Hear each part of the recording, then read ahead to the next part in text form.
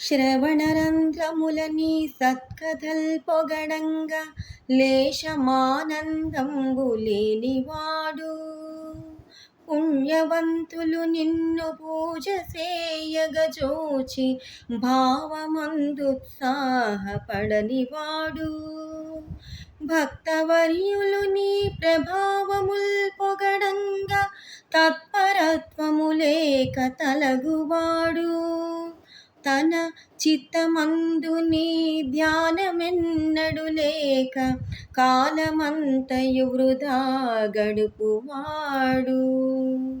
వసుధలో నెల్ల వ్యర్థుండు వాడయగును మరియు చెడుగాక ఎప్పుడు మమత నొంది.